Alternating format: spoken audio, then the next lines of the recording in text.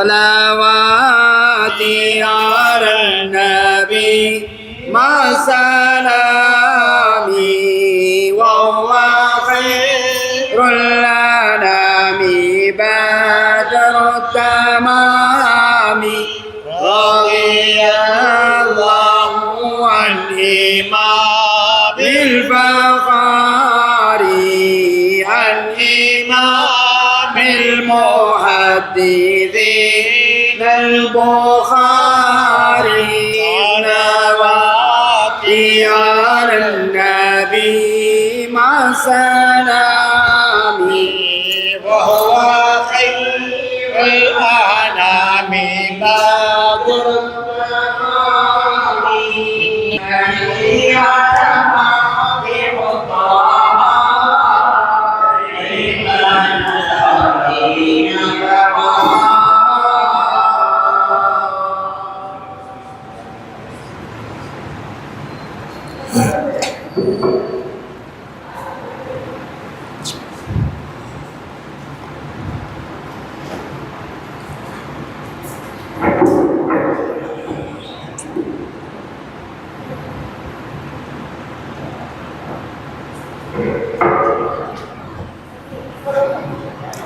الحمدللہ رب العالمین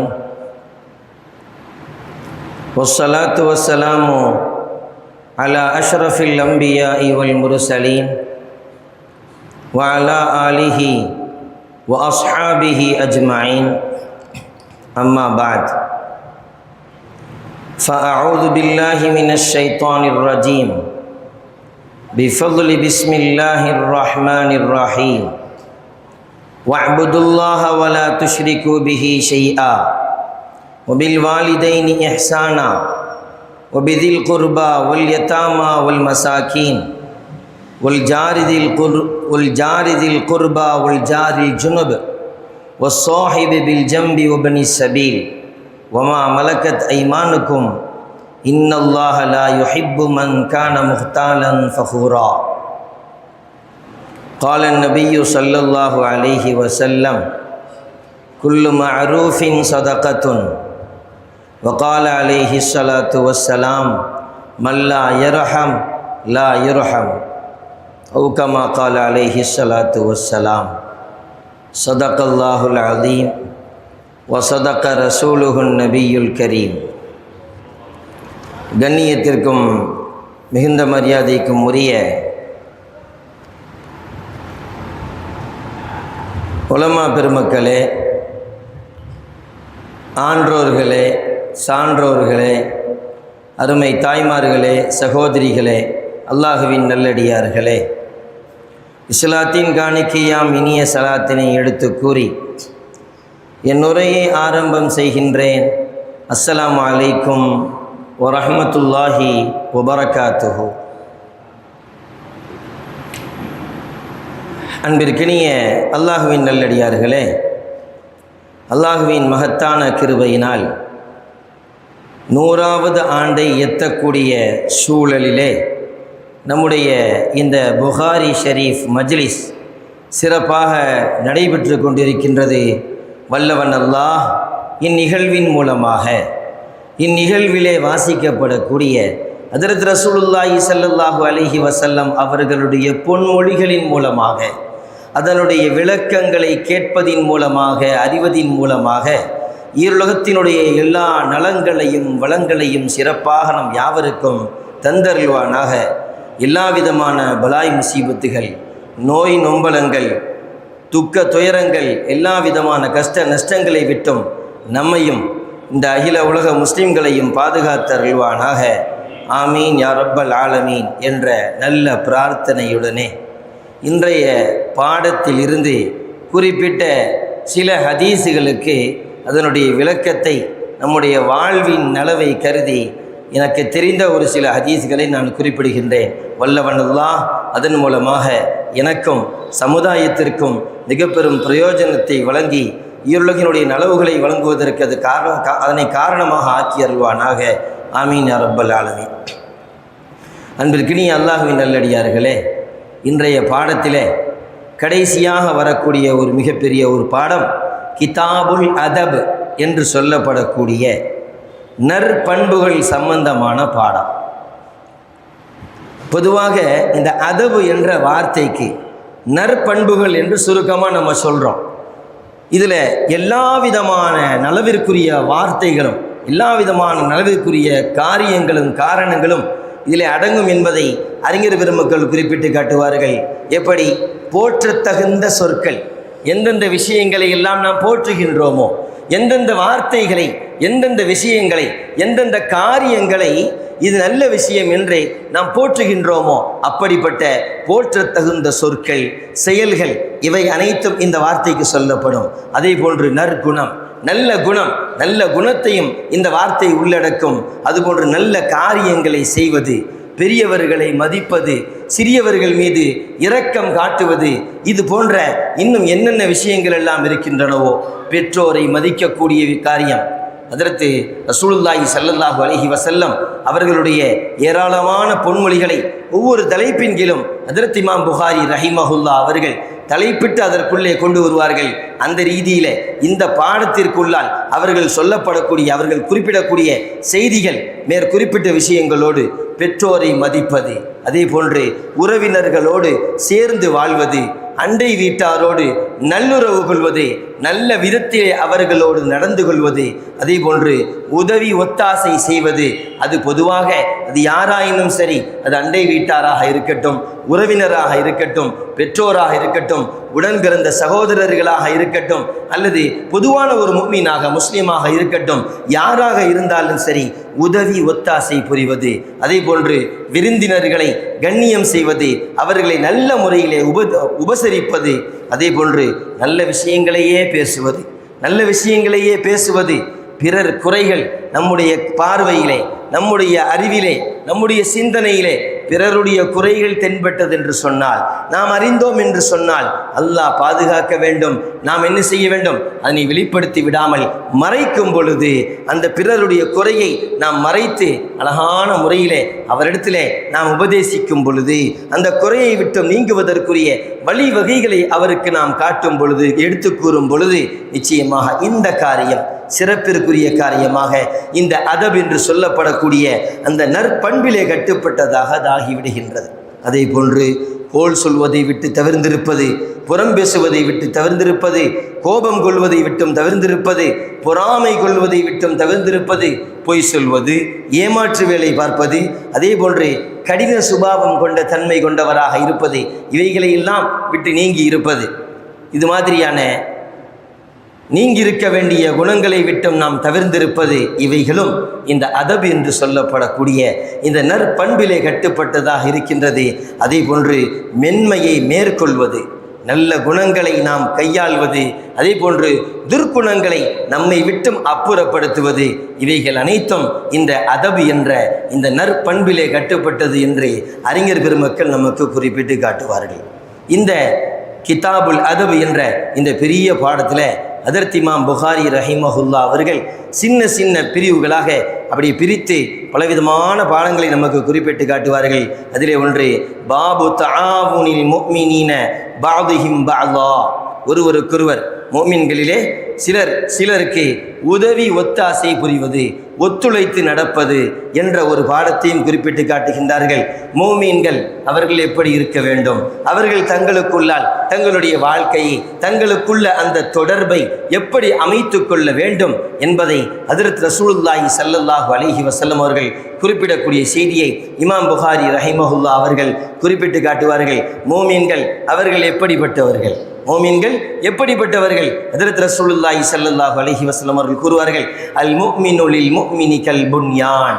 மோமீன்கள் எப்படிப்பட்டவங்கன்னா, அவர்கள் ஒரு கட்டிடத்தை போன்றவர்கள். ஒரு கட்டிடம் அது எப்படி இருக்கின்றது, அந்த கட்டிடத்தை போன்றவர்களாக ஹஜ்ரத் ரசூலுல்லாஹி ஸல்லல்லாஹு அலைஹி வஸல்லம் அவர்கள் மோமின்களை குறிப்பிட்டு காட்டுவார்கள். யஷுத்து பஅதுஹு பஅதா, அதில் சிலது என்ன செய்கின்றது, வலுப்படுத்துகின்றது. உதாரணத்துக்கு ஒரு கட்டிடம் கட்டப்படுதுன்னு சொன்னால், அந்த கட்டுமானத்தை அதை கட்டும்போது நம்ம பார்த்தா தெரியும். இந்த செங்கற்களை என்ன செய்வாங்க, வரிசையாக அப்படியே அடுக்கி எந்த விதமான கேப் இல்லாத அளவுக்கு அதை மொத்தமாக என்ன செய்வாங்க, அப்படியே கட்டுவாங்க. அது மாதிரி மூமீன்கள் அவர்கள் ஒன்றோடு ஒன்றவர் இணைந்தவர்களாக ஹஜ்ரத் ரசூலுல்லாஹி ஸல்லல்லாஹு அலைஹி வஸல்லம் குறிப்பிட்டும் காட்டுகின்றார்கள். சும்ம ஷப்பக்க பைன அஸாபிஹி, தங்களுடைய விரல்களுக்கு மத்தியில் அவர்கள் இணைத்து காட்டினார்கள் என்பதாக நபி ஸல்லல்லாஹு அலைஹி வஸல்லம் அவர்கள் கூறக்கூடிய செய்தியை இமாம் புகாரி ரஹிமஹுல்லா அவர்கள் குறிப்பிட்டு காட்டுவார்கள். அன்பிற்கினிய அல்லாஹ்வின் நல்லடியார்களே, மூமின்கள் அவர்கள் எப்படி இருக்க வேண்டும்? ஒன்றோடு ஒன்று இணைந்தவர்களாக, உள்ளம் இணைந்தவர்களாக, எந்த ஒரு சந்தர்ப்பமாக இருந்தாலும் சரி, எந்த ஒரு சூழ்நிலையாக இருந்தாலும் சரி, அவர்கள் ஒற்றுமையானவர்களாக, இணைந்தவர்களாக இருக்க வேண்டும் என்பதை இந்த நபிமொழி நமக்கு குறிப்பிட்டு காட்டும். ஆனால் நாம் எப்படி இருக்கின்றோம், நம்முடைய நிலை எப்படி இருக்கின்றது என்பதை நாம் கவனத்தில் கொள்ள வேண்டும். ஏதேனும் சிற்சில காரணங்களினால் ஏதாவது மனஸ்தாபம், ஏதேனும் ஒரு அதிருப்தி, ஏதேனும் ஒரு கஷ்டம், ஏதேனும் ஒரு கவலை ஏற்படுமேயானால் ஏற்படத்தான் செய்யும். அதனை ஏற்படுத்துவதற்கென்றே இருக்கக்கூடியவன் இருக்கின்றான். அவனுடைய காரியத்திலே அவன் முழு கவனத்தோடு எந்த அளவிற்கு முடியுமோ அந்த பிரிவினையை, பிரச்சனையை, பாதிப்புகளை ஏற்படுத்துவதற்கான எல்லா வழிவகைகளையும் அவன் மேற்கொள்கின்றான். ஆயினும் கூட அவனினுடைய அந்த ஷைத்தானினுடைய அந்த இப்லீஸினுடைய அந்த தீங்குகளை எல்லாம் நாம் கவனத்தில் கொண்டு நாம் அல்லாஹ்விற்காக வேண்டி அல்லாஹ்வினுடைய தூதர் குறிப்பிட்டிருக்கக்கூடிய அவர்கள் காட்டி தந்த அந்த வழிமுறையை பின்பற்றி ஒற்றுமையோடும் இணைப்போடும் பிணைப்போடும் பாசத்தோடும் நேசத்தோடும் நாம் நடக்கும் பொழுது நிச்சயமாக நமக்கு மத்தியிலே அன்பு, பாசம், நேசம் அதிகமாகி ஒற்றுமையோடு எல்லா நலவான காரியங்களையும் செய்யக்கூடிய நல்ல வாய்ப்பு, பாக்கியம் நமக்கு கிடைக்கின்றது என்பதை நாம் விளங்கிக் கொள்ள முடியும். ஹஜ்ரத் ரசூலுல்லாஹி ஸல்லல்லாஹு அலைஹி வஸல்லம் அவர்களுடைய அந்த பொன்மொழிகளுக்கு ஹஜ்ரத் இமாம் புகாரி ரஹிமஹுல்லா அவர்கள் தலைப்பிட்ட வார்த்தை பாபு தஆவுனி முஃமினீன, முஃமின்கள் ஒருவருக்கொருவர் உதவி ஒத்தாசை புரிவது என்று அவர்கள் தலைப்பிட்டிருக்கின்றார்கள். எனவே நமக்கு மத்தியிலே உதவி ஒத்தாசை புரியும் பொழுது ஏதேனும் ஒரு கஷ்டம் ஏற்படுமேயானால் நம்முடைய சகோதரர்களிலே ஒருவனுக்கு, நம்முடைய உறவினரில் ஒருவருக்கு, யாருக்கேனும் ஏதேனும் ஒரு கஷ்டம் ஏற்படும் பொழுது, ஏதேனும் தேவை ஏற்படும் பொழுது நம்மாலான உதவிகளை செய்யும் பொழுது அல்லாஹ்வினுடைய அருள் கிடைப்பதற்கு அது காரணமாக ஆகின்றது என்பதை நாம் கவனத்தில் கொள்ள வேண்டும். அடுத்தபடியாக ஹஜ்ரத் இமாம் புகாரி ரஹிமஹுல்லா அவர்கள் இன்னொரு பாடத்தை இப்படி குறிப்பிடுறாங்க. பாபுர் ரிஃப்கி ஃபில் அம்ரி குல்லிஹி, எல்லா விஷயங்களிலும் நளினத்தை கையாளுவது. நளினம், மென்மையான சுபாவம், சாஃப்ட் டைப், நல்ல இலகுவான மென்மையான அந்த சுபாவத்தை நாம் கையாளும் பொழுது அதன் மூலமாக கிடைக்கக்கூடிய பிரயோஜனங்கள் ஏராளமான பிரயோஜனங்கள். அல்லாஹ்வின் தூதர் ஹஜ்ரத் ரசூலுல்லாஹி ஸல்லல்லாஹு அலைஹி வஸல்லம் அவர்கள் அப்படிப்பட்டவர்களாகவே அமைக்கப்பட்டார்கள். அல்லாஹ்வே குர்ஆனில் குறிப்பிட்டு காட்டுவான். ஹஜ்ரத் ரசூலுல்லாஹி ஸல்லல்லாஹு அலைஹி வஸல்லம் அவர்களை பற்றி கூறும் பொழுது வலவ் குன்த ஃபல்லன் கலீதல் கல்பி லன் ஃபல்லு மின் ஹவ்லிக, நீங்கள் கடின சித்தமுடையவர்களாக இருப்பீர்களேயானால், அல்லாஹு தஆலா கடின சித்தமுடையவர்களாக அவர்களை ஆக்கியிருந்தால் எல்லாரும் அவர்களை விட்டு விரண்டோடி இருப்பார்கள் என்பதாக அல்லாஹ் குர்ஆனிலே ஹஜ்ரத் ரசூலுல்லாஹி ஸல்லல்லாஹு அலைஹி வஸல்லம் அவர்களை பார்த்து குறிப்பிடக்கூடிய அந்த செய்தியை குறிப்பிட்டு காட்டுவான்.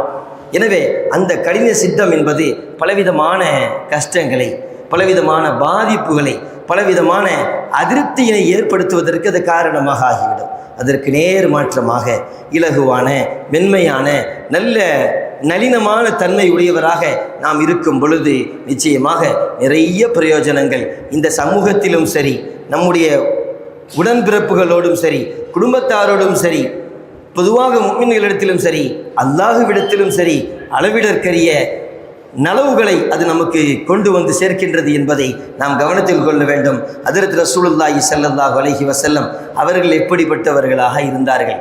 அவருடைய வாழ்க்கையிலே ஏராளமான நிகழ்வுகள் இருக்கின்றன.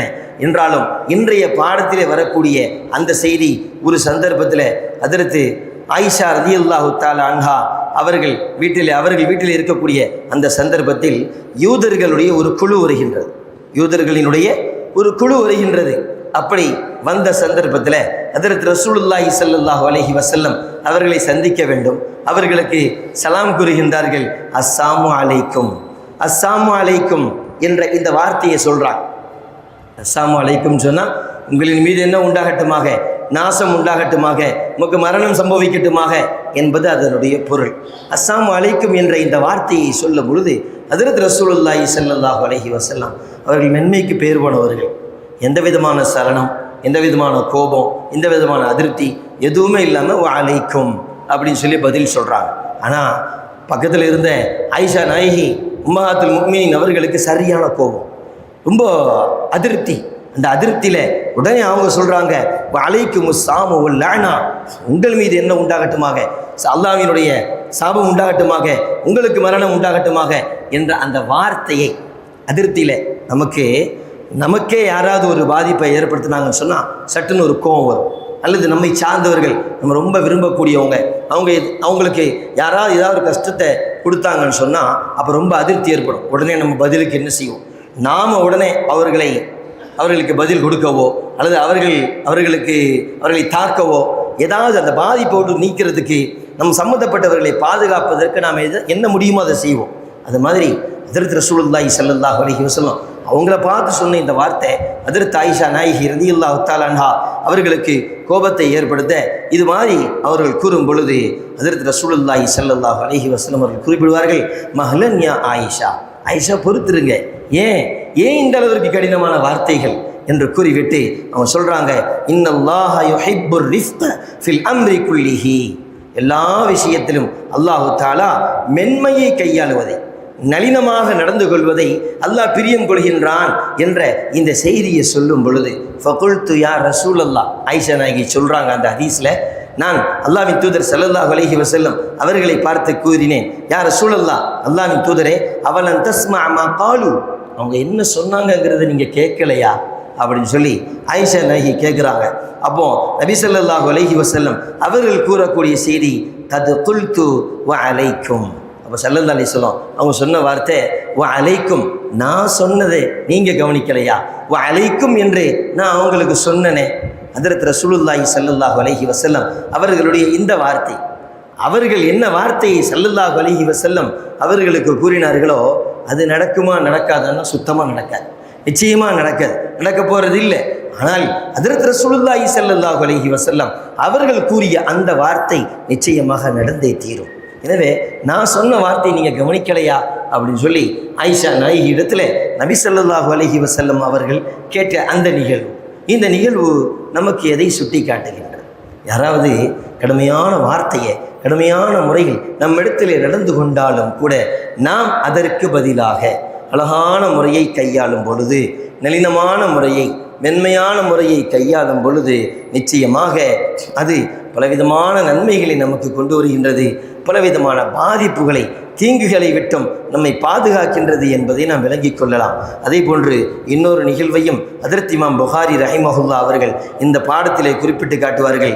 மஸ்ஜிதிலே சிறுநீர் கழிக்கக்கூடிய ஒரு கிராமவாசி, அன்ன அராபியன் பாலஃபில் மஸ்ஜிதி ஃபகாமு இலைஹி, ஹஜ்ரத் ரசூலுல்லாஹி ஸல்லல்லாஹு அலைஹி வஸல்லம் அவர்கள் சஹாபாக்களோடு இருக்கக்கூடிய அந்த சந்தர்ப்பத்தில் இந்த பள்ளி வாயிலில் ஒரு கிராமவாசி வருகின்றார், வந்து அங்கே சிறுநீர் கழிக்க ஆரம்பித்து விடுகின்றார். நம்முடைய நிலை, நம்ம வீட்டிலையோ அல்லது நமக்கு தெரிந்த ஒரு இடத்துலையோ, ஏன் சாதாரணமாக நம்ம தெருவில் ஏதாவது ஒரு பகுதியில் யாராவது சிறுநீர் கழிச்சா கூட நமக்கு அவ்வளோ கோபம் வரும், அவ்வளோ அதிருப்தி ஏற்படும். என்ன இப்படி கொஞ்சம் கூட ஒரு டீசென்ட் இல்லாமல், ஒரு நாகரீகம் இல்லாமல் இவ்வளோ அசுத்தப்படுத்தக்கூடிய ஒரு இந்த செயலை பார்த்து அவ்வளோ கோபம் நமக்கு வரும். அப்படி இருக்க அல்லாஹ்வினுடைய இல்லம், இறை இல்லத்தில் ஒருத்தர் சிறுநீர் கழிக்கிறாருன்னு சொன்னால் எவ்வளோ கோபம் வரணும், எவ்வளோ கோபம் சஹாபாக்களுக்கு வந்து இருக்கும். எனவே சஹாபாக்கள் என்ன செய்கிறாங்க, சரியான அதிருப்தியில் ஃபகாமு இலைஹி, அவர்களை பார்த்து எழுந்து போகிறாங்க, தடுத்து நிறுத்துறதுக்கு, கடமையான முறையில் அவங்கள தாக்குறதுக்கு.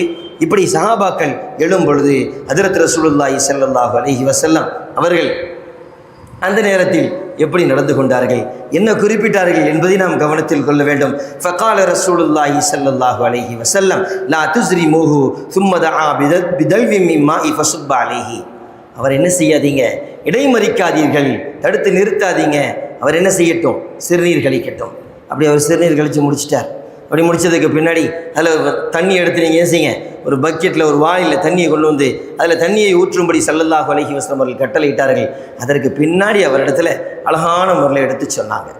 அப்போது ஒரு தவறு நடக்கும் பொழுது, ஒரு பாதிப்பு ஏற்படுத்தக்கூடிய ஒரு காரியம் நடக்கும் பொழுது உடனே சட்டென்று நாம் கோபப்பட்டு அந்த காரியத்தை நம்ம என்ன செய்கிறோம், தடுக்கிறோங்கிற பேரில் நம்ம போனோம்னு சொன்னால் சில சந்தர்ப்பங்களிலே அது வேறு பல மாதிரியான பாதிப்புகளை அது கொண்டு வந்து சேர்த்து விடும்.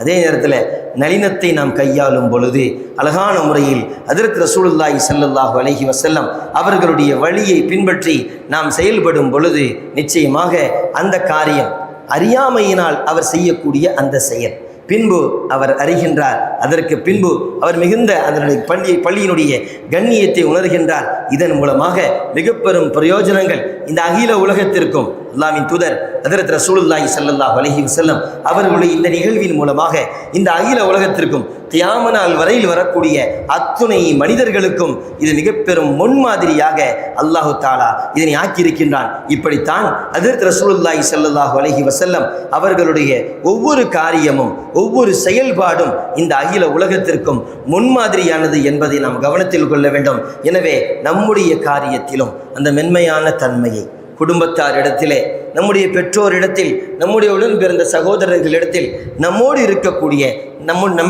நம்மோடு சேர்ந்து பணி செய்யக்கூடிய, அதுபோன்று நம்மோடு பயணிக்கக்கூடிய எல்லோரிடத்திலும் அந்த நளினமான தன்மையை, மென்மையான சுபாவத்தை நாம் கையாளும் பொழுது எல்லோரும் நம்மோடு சேர்வார்கள், எல்லோரும் நம்மோடு ஒட்டிக்கொள்வார்கள். இதற்கு மாற்றமாக நாம் நடக்கும் பொழுது சுடுமூஞ்சின்னு சொல்லுவாங்க, அது மாதிரி நடக்கும் பொழுது அவனா சரியான இஞ்சி அப்படின்னு சொல்லுவாங்க.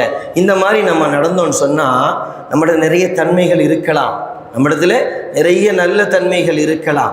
இருந்தாலும் கூட இந்த ஒரு சில இந்த கடுமையான இந்த கடின சித்தம் இந்த தன்மை இருக்கும் பொழுது நம்மிடத்தில் இணைவதற்கு, நம்மிடத்தில் எத்தனையோ நலவுகள் இருந்தாலும் கூட நம்மிடத்தில் சேருவதற்கு மக்கள் சிந்திக்கக்கூடிய, யோசிக்கக்கூடிய, நம்மை விட்டு ஒதுங்கக்கூடிய சூழல் ஏற்படும். அது மட்டுமல்லாமல் இந்த கடின சித்தம் உடையவராக ஒருவர் இருப்பார் என்று சொன்னால் அதுக்கு ஏராளமான பாதிப்புகளும் அவருக்கு ஏற்படுகின்றது என்பதை அல்லாஹ்வின் தூதர் பல சந்தர்ப்பங்களில் பல நிகழ்வுகளின் மூலமாக நமக்கு குறிப்பிட்டு காட்டியிருக்கின்றார்கள். எனவே அல்லாஹ்வின் தூதருடைய அந்த முன்மாதிரியை, அந்த நளினமான அந்த அழகான சுபாவம், அழகிய சுபாவத்தை நாம் மேற்கொண்டு வாழ்வதற்கு வல்லவன் அல்லாஹ் நல்லருள் புரிவானாக.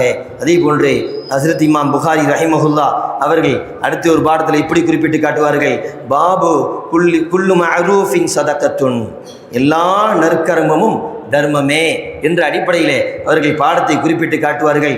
நம்முடைய வார்த்தைகள், நம்முடைய செயல்பாடுகள், நற்கர்மங்கள், நல்ல காரியம் என்று எவையவைகளெல்லாம் அறியப்பட்டிருக்கின்றனவோ அது குர்ஆன் ஹதீஸின் மூலமாக, ஹஜ்ரத் ரசூலுல்லாஹி ஸல்லல்லாஹு அலைஹி வஸல்லம் அல்லது சஹாபாக்களுடைய செயல்பாடுகளின் மூலமாக என்னென்ன விஷயங்கள் எல்லாம் நற்கர்மங்கள் என்று அறியப்பட்டிருக்கின்றனவோ அவை அத்துணையும் நல்ல காரியத்தை நம்ம செஞ்சால் அதுவும் தர்மம், அதற்கும் நமக்கு நன்மை கிடைக்கின்றது என்பதை ஹஜ்ரத் இமாம் புகாரி ரஹிமஹுல்லா அவர்கள் நபி ஸல்லல்லாஹு அலைஹி வஸல்லம் அவர்களுடைய அந்த ஹதீஸை குறிப்பிட்டு காட்டுவார்கள். அதே போன்று கலிமத்து த்வையிபா பாபு தீபில் கலாம் என்ற அந்த தலைப்பின் கீழ் குறிப்பிட்டு காட்டுவார்கள், இன்சொல், நல்ல வார்த்தை இருக்கின்றதே அதுவும் தர்மம் என்ற அடிப்படையிலே ஹஜ்ரத் ரசூலுல்லாஹி ஸல்லல்லாஹு அலைஹி வஸல்லம் அவர்கள் கூறக்கூடிய செய்தியை ஹஜ்ரத் இமாம் புகாரி ரஹிமஹுல்லா அவர்கள் குறிப்பிட்டு காட்டுவார்கள். நல்ல வார்த்தை, அழகான வார்த்தை, தீய சொற்களை விட்டு தவிர்ந்திருத்தல், அதே போன்று அதிருப்தி ஏற்படக்கூடிய வார்த்தைகளை விட்டு தவிர்ந்து நல்ல வார்த்தைகளை நாம் பேசும் பொழுது, ஒரு உதாரணத்திற்கு யாரேனும் ஒருவர் ஏதேனும் ஒரு கஷ்டத்தில் இருக்கின்றார், ஏதாவது ஒரு கஷ்டத்தில் இருக்கிறார், அந்த கஷ்டத்தில் அவர் ரொம்ப வருத்தமாக, ரொம்ப சோகமாக, மிகப்பெரிய ஆழ்ந்த ஒரு கவலையில் அவர் இருக்கக்கூடிய சந்தர்ப்பத்தில் அழகான வார்த்தை, 4 நல்ல வார்த்தையை நம்ம சொன்னோன்னு வைங்களேன், அது எவ்வளோ பெரிய சந்தோஷத்தை, எவ்வளோ பெரிய பிரயோஜனத்தை ஏற்படுத்தும் தெரியுமா? இப்போ மிகப்பெரிய பிரச்சனை என்னன்னு சொன்னால், இந்த மன அழுத்தத்துக்கு மிக முக்கியமான காரணமே இந்த நல்ல அவசியமான சந்தர்ப்பங்களில் பேசக்கூடிய விஷயங்கள், அவசியமான விஷயங்களை பேசாமல் இருக்கிறது தான் மிகப்பெரிய காரணமே.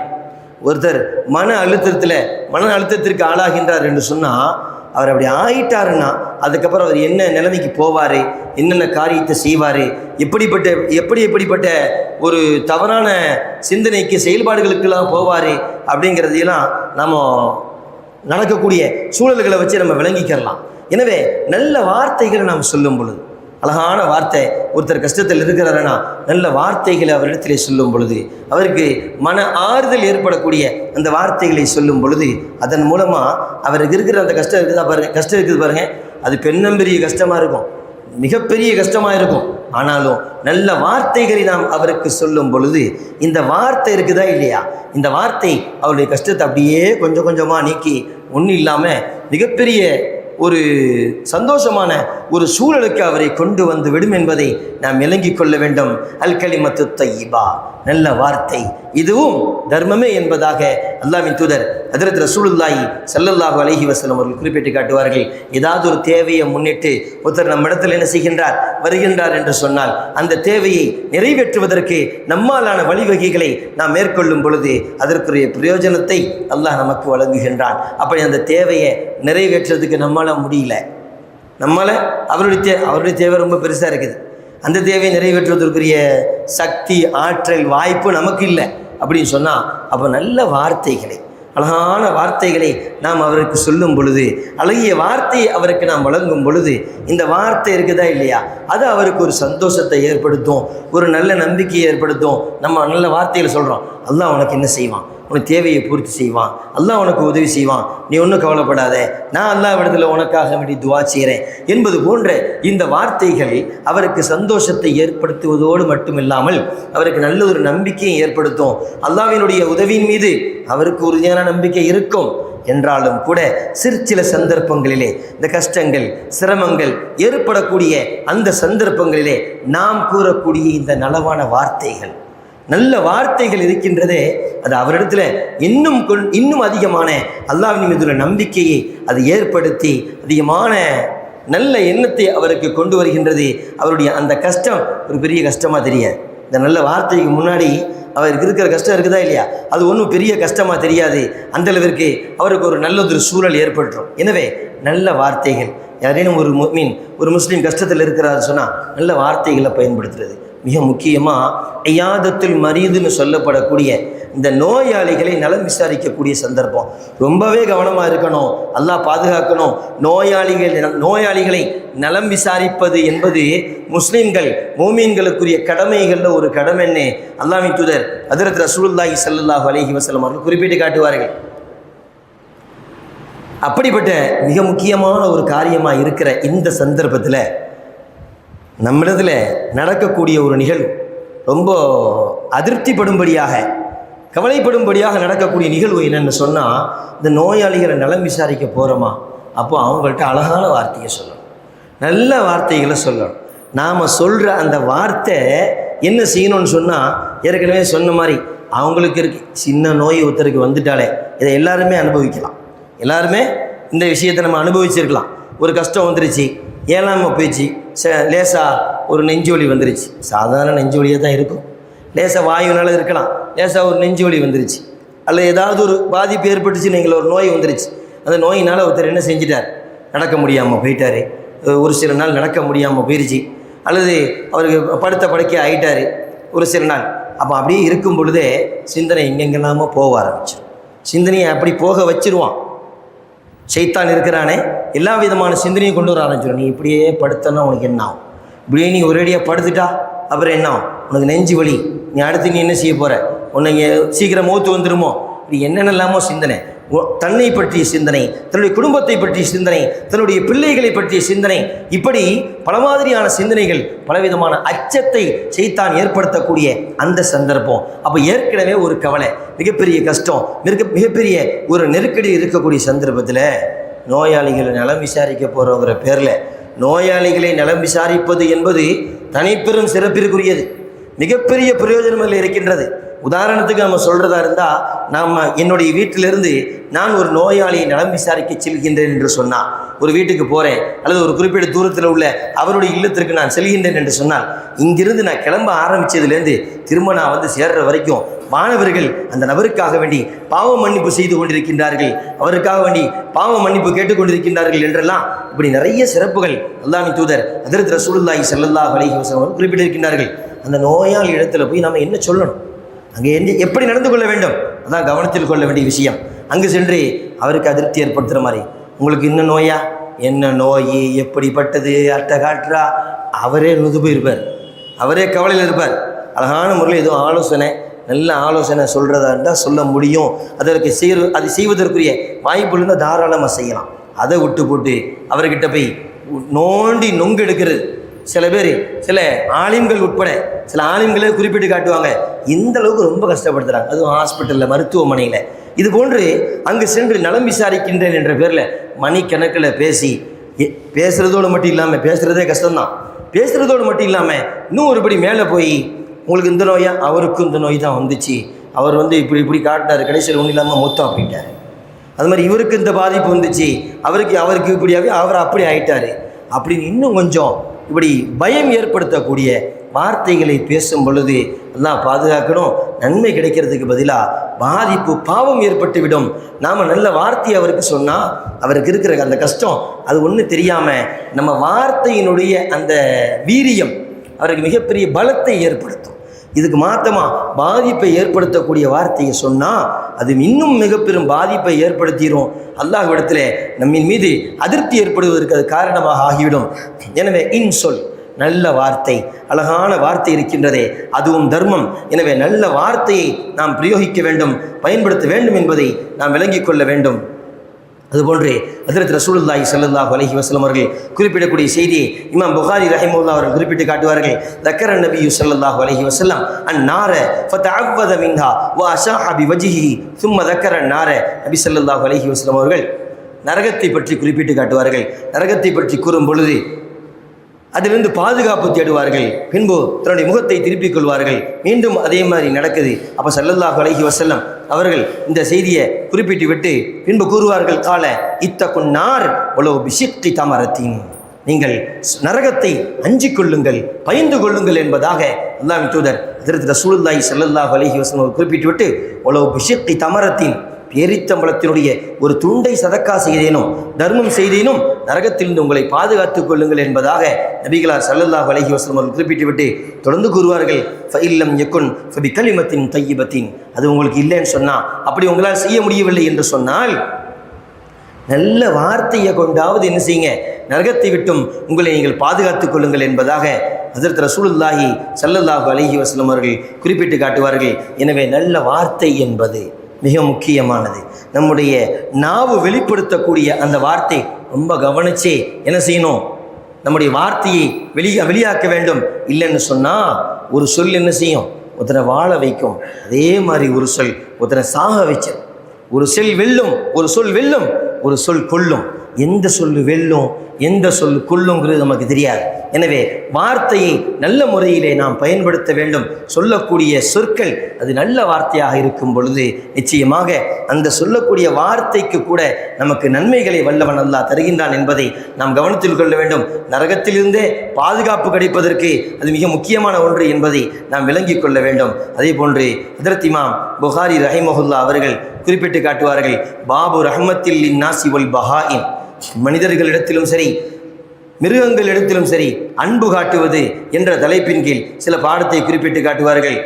அந்த ஹதீஸினுடைய தொடரில் சஹாபாக்கள் நபி ஸல்லல்லாஹு அலைஹி வஸல்லம் அவர்களிடத்தில் கேட்பார்கள், ஒரு மனிதர் என்ன செய்கின்றார், ஒரு மனிதர் ஒரு காட்டிலே சென்று கொண்டிருக்கின்றார். அப்படி சென்று கொண்டிருக்கக்கூடிய சந்தர்ப்பத்தில் கடுமையான தாகம் அவருக்கு ஏற்படுகின்றது.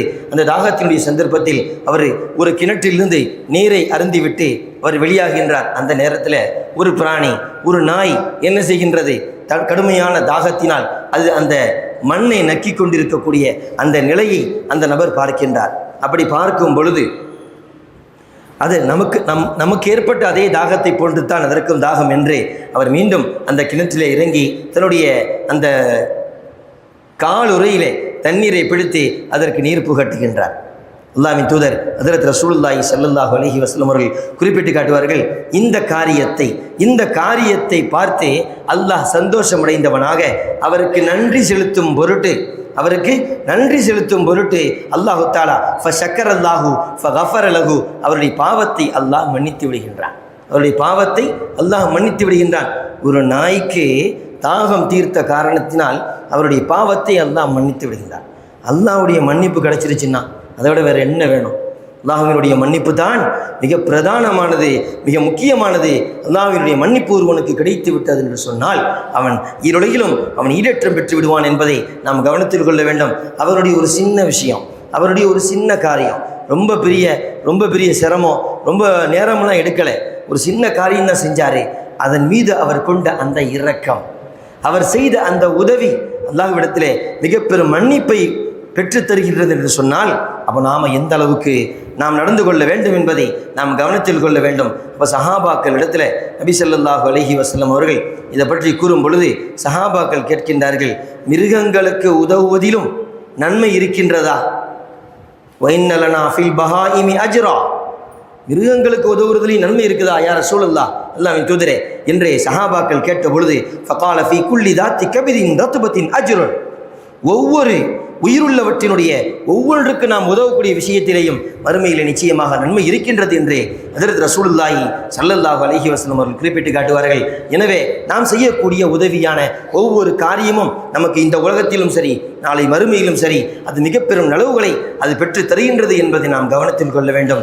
ஒரு சந்தர்ப்பத்தில் நபி ஸல்லல்லாஹு அலைஹி வஸல்லம் இன்றைய பாடத்தில் உள்ள ஹதீஸில் குறிப்பிட்டு காட்டுவார்கள், மல்லா யர்ஹமு லா யுர்ஹமு, படைப்பினங்களின் மீது கருணை காட்டாதவர், படைப்பினங்களின் மீது கருணை காட்டாதவர் மீது படைத்தவன் அல்லாஹ் கருணை காட்ட மாட்டான், அல்லாஹ்வினால் அவனுக்கு கருணை காட்டப்படாது என்பதாக அல்லாஹ்வின் தூதர் ஹஜ்ரத் ரசூலுல்லாஹி ஸல்லல்லாஹு அலைஹி வஸல்லம் அவர்கள் குறிப்பிட்டு காட்டுவார்கள். எனவே நாம் என்ன செய்ய வேண்டும்? படைப்பினங்கள் மீது இரக்கம் கொண்டு நம்மால் ஆன உதவிகளை, நம்மால் ஆன பங்களிப்பை, நம்மால் ஆன சேவைகளை நாம் செய்யும் பொழுது நிச்சயமாக அல்லாஹ்வின் புறத்தில் இருந்துள்ள உதவி, அல்லாஹ்வின் புறத்தில் இருந்து அந்த இரக்கம் நமக்கு கிடைப்பதற்கு அது காரணமாக ஆகின்றது என்பதை நாம் கவனத்தில் கொள்ள வேண்டும். அதே போன்று இன்றைய பாடத்திலே வரக்கூடிய ஏராளமான செய்திகளிலே இன்னொரு செய்தி என்னன்னு சொன்னால், அண்டை வீட்டார் குறித்த அறிவுரை பாபுல் வசாத்தி பில் ஜார். அல்லாஹ் குர்ஆனிலே குறிப்பிட்டு காட்டுவான், வஅபுதுல்லாஹ வலா துஷ்ரிகு பிஹி ஷைஆ, அல்லாஹ்வை நீங்கள் வணங்குங்கள், அல்லாஹ்விற்கு எதையும் இணை வைக்காதீர்கள், வபில் வாலிதைனி இஹ்சானா, பெற்றோருக்கு நீங்கள் உபகாரம் செய்யுங்கள் அப்படின்னு சொல்லி தொடர்ந்து சொல்லிட்டே வரும்போது, ஒல் ஜாரிதில் குர்பா ஒல் ஜாரில் ஜுனுபி, உறவினர்களான உங்களுடைய அண்டை வீட்டார்கள், உறவினர் அல்லாத அந்நியவர்களாக இருக்கக்கூடிய உங்களுடைய அண்டை வீட்டார்கள், அவர்களுக்கும் நீங்கள் உபகாரம் செய்யுங்கள் என்று தொடர்ந்து அல்லாஹ் குறிப்பிட்டு வரக்கூடிய அந்த செய்தியில் அண்டை வீட்டாரோடு நாம் நடக்கக்கூடிய அந்த நடைமுறை அது எப்படி இருக்க வேண்டும் என்பதை குறிப்பிட்டு காட்டும் முகமாக ஹஜ்ரத் ரசூலுல்லாஹி ஸல்லல்லாஹு அலைஹி வஸல்லம் அவர்கள் இப்படி ஒரு செய்தியை சொல்லுவாங்க, மாசால ஜிப்ரீலு யூசீனி பில் ஜாரி ஹத்தா வனன்து அன்னஹு சயுவர்ரிதுஹு. அண்டை வீட்டார் குறித்து ஹஜ்ரத் ஜிப்ரீல் அலைஹிஸ்ஸலாத்து வஸ்ஸலாம் அவர்கள் என்னிடத்தில் அறிவுறுத்தி கொண்டே இருந்தார்கள். எந்த அளவுக்குன்னு சொன்னால், அண்டை வீட்டாரை எனக்கு அவர்கள் வாரிசாக ஆக்கி விடுவாரோ என்று நான் எண்ணக்கூடிய அளவிற்கு ஹஜ்ரத் ஜிப்ரீல் அலைஹிஸ்ஸலாத்து வஸ்ஸலாம் அவர்கள் அண்டை வீட்டாரினுடைய உரிமைகள், கடமைகள் குறித்து எனக்கு அறிவுறுத்தி கொண்டே இருந்தார்கள் என்று கூறக்கூடிய அளவிற்கு அண்டை வீட்டாருடைய விஷயத்திலே நாம் எந்த அளவிற்கு கவனமாக இருக்க வேண்டும், எந்த அளவிற்கு உதவி ஒத்தாசையோடு நடந்து கொள்ள வேண்டும் என்பதை நாம் கவனத்தில் கொள்ள வேண்டும். அண்டை வீட்டார்கள் என்பது பல மாதிரியான சூழல் இருப்பாங்க. அறிஞர்கள் இப்படி குறிப்பிட்டு காட்டுவார்கள், முஸ்லீமானவரும் இருக்கலாம், முஸ்லீம் அல்லாதவராகவும் இருக்கலாம். அதே போன்று அவர் நமக்கு சொந்த உறவினராகவும் இருக்கலாம், உறவினர் அல்லாதவராகவும் இருக்கலாம், நம்முடைய ஊரை சார்ந்தவராகவும் இருக்கலாம், அல்லது வேறொரு ஊரை சார்ந்தவராகவும் இருக்கலாம். இப்படி எப்படிப்பட்டவராக இருந்தாலும் சரி நாம் அவரோடு நல்ல முறையிலே நடந்து கொள்ள வேண்டும் என்பதை நமக்கு அறிஞர் பெருமக்கள் குறிப்பிட்டு காட்டுவார்கள். இந்த ஹதீஸ்களின் வாயிலாக ஒரு ஹதீஸிலே அதில் ஜாபிர் ரலியல்லாஹு தஆலா அவர்கள் குறிப்பிட்டு காட்டுவார்கள். அந்த ஹதீஸினுடைய கருத்திலே இப்படி குறிப்பிட்டு காட்டப்படும், அண்டை வீட்டார் 3 வகை. ஒன்று முஸ்லீம் அல்லாதவர், அவர் ஒரு உரிமையுடையவராக இருக்கின்றார். இரண்டாவது நபர் இருக்கின்றார் உறவினரான முஸ்லீம், இவர் 2 வகையிலே உறவினர் அல்லாத முஸ்லீம், இவர் 2 வகையிலே உரிமையுடையவராக இருக்கின்றார். இன்னொருவர் இருக்கின்றார் உறவினராக இருக்கக்கூடிய முஸ்லீம், இவர் 3 உரிமையுடையவராக இருக்கின்றார். ஒருவர் அண்டை வீட்டுக்காரராக இருக்கின்றார் என்று சொன்னால், அண்டை வீட்டாரிடத்திலே நாம் எப்படி நடந்து கொள்ள வேண்டும் என்று சில விதிமுறைகளை மார்க்கம் நமக்கு குறிப்பிட்டு காட்டுகின்றது. முஸ்லீம் அல்லாதவராக இருந்தாலும் கூட அவரிடத்திலும் அழகிய முறையில் நடக்க வேண்டும் என்று குறிப்பிட்டு காட்டுகின்றது இஸ்லாமிய மார்க்கம். எனவே அண்டை வீட்டார் என்ற அடிப்படையிலே அவருக்கு செய்ய வேண்டிய கடமைகளை, அவருக்குரிய உரிமைகளை நாம் நிறைவேற்ற வேண்டும், செய்ய வேண்டும் என்பதை மார்க்கம் குறிப்பிட்டு காட்டும். அதே நேரத்தில் அவர் முஸ்லீமாக இருக்கும் பொழுது, முஸ்லீமாக இருக்கின்ற அடிப்படையிலே மார்க்கம் சம்பந்தப்பட்ட விதத்திலும் அவர் உரிமையுடையவராக இருக்கின்றார். அண்டை வீட்டார் என்ற அடிப்படையிலும் அவர் நம் உரிமையுடையவராக இருக்கின்றார். எனவே 2 விதத்தில் அவர் உரிமையுடையவராக இருக்கின்றார். அதே நேரத்தில் முஸ்லீமாகவும் இருக்கின்றார், நம்முடைய உறவினராகவும் இருக்கின்றார் என்று சொன்னால் அண்டை வீட்டார், அதே நேரத்தில் முஸ்லீம், அதே நேரத்தில் நம்முடைய சொந்தம். எனவே 3 விதத்திலே அவர் உரிமையுடையவராக இருக்கின்றார். எனவே இவைகளை அவரவரது தகுதிக்கு தகுந்தார் போல் அவரிடத்திலே நல்ல முறையிலே நாம் நடந்து கொள்வது என்பது மார்க்கம் குறிப்பிட்டு காட்டக்கூடிய செய்தி. எனவே அழகிய முறையிலே அவர்களிடத்திலே நாம் நடந்து கொள்ள வேண்டும். மன்கான யுமினு பில்லாஹி வல் யௌமில் ஆகிர் ஃபலா யுதி ஜாரஹு. யாரொருவர் அல்லாஹ்வையும் மறுமை நாளையும் நம்பிக்கை கொண்டிருக்கின்றாரோ, ஈமான் கொண்டிருக்கின்றாரோ, அவர் என்ன செய்யட்டும்? தவிர்ந்திருக்கட்டும். அண்டை வீட்டாருக்கு நோவினை செய்வதை விட்டும் தவிர்ந்திருக்கட்டும். அண்டை வீட்டாருக்கு நோவினை கொடுக்க வேண்டாம் என்பதாக நபி ஸல்லல்லாஹு அலைஹி வஸல்லம் அவர்கள் குறிப்பிட்டு காட்டுவார்கள். இதை விட ஒரு படி மேலே போய் இன்னும் குறிப்பிட்டு காட்டுவார்கள். வல்லாஹி லா யுமினு அல்லாஹ்வின் மீது சத்தியமாக அவன் ஈமான் கொண்டவனாக இல்லை, அவன் ஈமான் கொண்டவனாக ஆக மாட்டான் என்று நபி ஸல்லல்லாஹு அலைஹி வஸல்லம் அவர்கள் 3 முறை குறிப்பிடுவார்கள். கீல மன் யா ரசூலல்லாஹ், யா ரசூலல்லாஹ், அல்லாஹ்வின் தூதரே யார் அது என்று கேட்கப்படும் பொழுது நபி ஸல்லல்லாஹு அலைஹி வஸல்லம் அவர்கள் கூறுவார்கள், அல்லதி லா யமுனு ஜாருஹு பவாயிக்கஹு.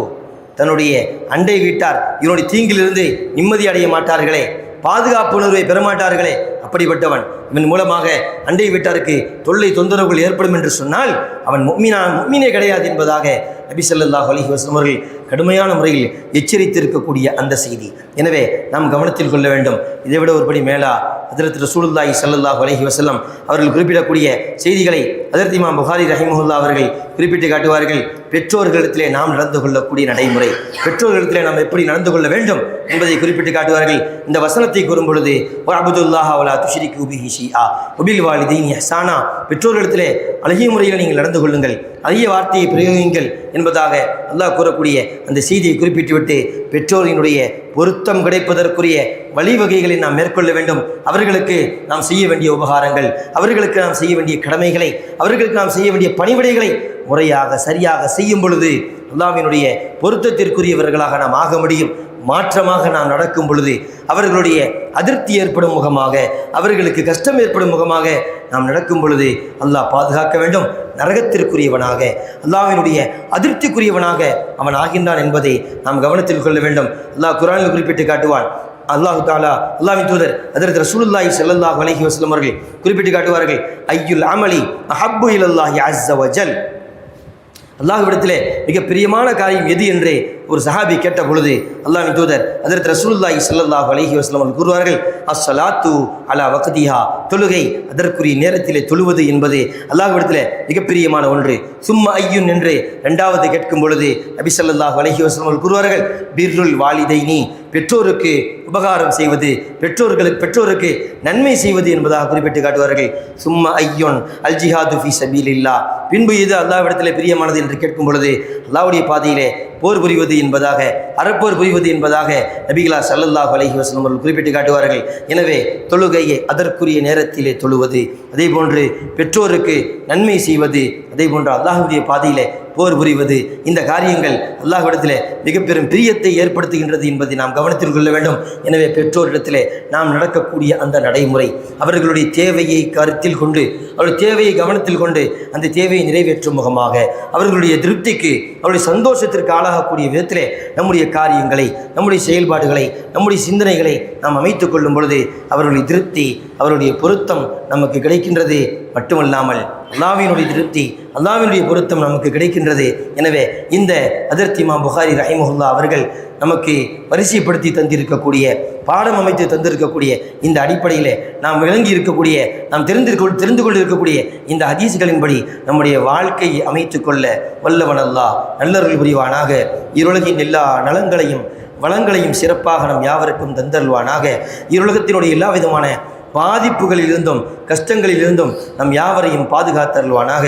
எல்லா விதமான நலங்களையும் வளங்களையும் சிறப்பாக நம் யாவருக்கும் தந்து இருளகிலும் ஈரற்றத்தை தந்தருள்வானாக. ஆமீன் யா ரப்பல் ஆலமீன். வாஹிரு தஅவானா அல்ஹம்துலில்லாஹி ரப்பில் ஆலமீன். அஸ்ஸலாமு அலைக்கும் வரஹ்மத்துல்லாஹி வபரகாத்துஹு.